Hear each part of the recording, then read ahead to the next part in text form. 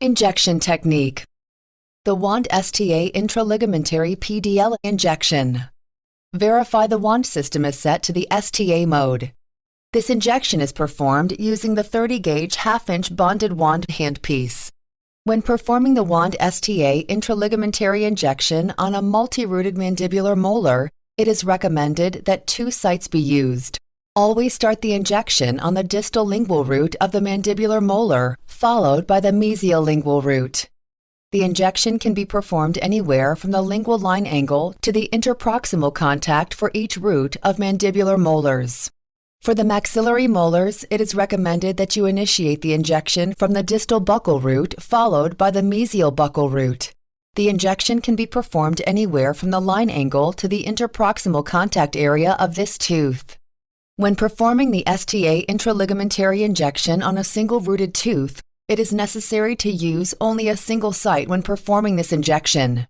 You may choose to inject in multiple sites on premolar or anterior teeth, as this is optional. It is important to have direct vision of the needle as it enters into the gingival sulcus. To improve the accessibility in difficult areas, shorten the wand handpiece by breaking off a section of the handle. It may also be necessary to bend the needle for proper needle placement. Bend the needle no more than 45 degrees. Bending the needle bevel toward the handpiece allows easier access to the distal root of the mandibular molars. The needle bevel should face the root surface during the needle entry into the sulcus. While holding the handpiece with a pen-like grasp, approach the tooth at about 45 degrees with the bevel towards the tooth. Place the needle very slowly into the gingival sulcus, as if it was a periodontal probe, while simultaneously initiating the control flow rate. The control flow rate is initiated by pressing the foot control. After 3 audible beeps, you'll hear the unit announce cruise. Once you hear the word cruise spoken, you may remove your foot and the wand system will continue the flow of anesthetic solution until you depress and release the foot control again to stop the flow.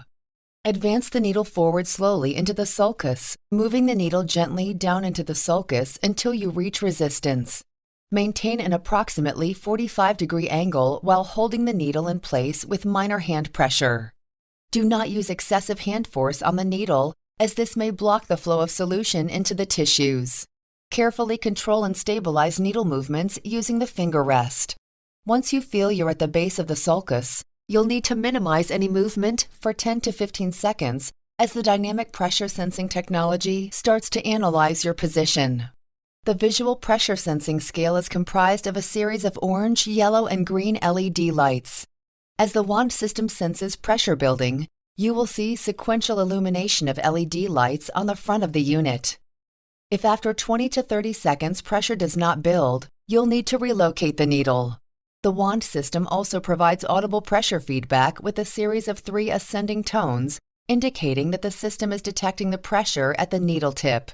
After 20 to 30 seconds with the needle located in the correct location, you will hear the wand system announce PDL, PDL.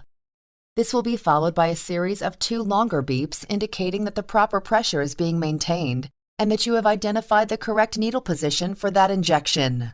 Insert the needle on the mesial root of the molar. It may not be necessary to bend the needle to gain access on the mesial. Take care to insert the needle with the bevel facing the surface of the root. Slowly advance the needle into the sulcus until resistance is felt. This is achieved using a 45-degree angle. The wand system will, once again, begin to determine proper location by the dynamic pressure sensing. It is important to be aware that you may achieve success while in the high yellow zone. The high yellow LED zone indicates that you have high probability of being at the correct location to perform the STA intraligamentary injection. It is necessary to maintain at least the high yellow LED indicators throughout the injection process to achieve success. Note that you will not hear the audible spoken word PDL in a yellow zone. A successful STA intraligamentary injection can occur in either the high yellow or green LED zones, as both are indicative of the correct location. To determine the amount of anesthetic solution dispensed, you can view the vertical green LED volume gauge in the upper left corner of the wand device. As the green LED light dims, you'll hear a corresponding louder tone at each quarter cartridge. When you have delivered the required dosage, you can remove the needle. To avoid anesthetic solution spray back into your patient's mouth, perform the following. While the needle is still embedded in the patient's tissues, depress and release the foot control pedal. Count 3 beeps after releasing the foot control, and then totally remove the needle from within your patient's mouth.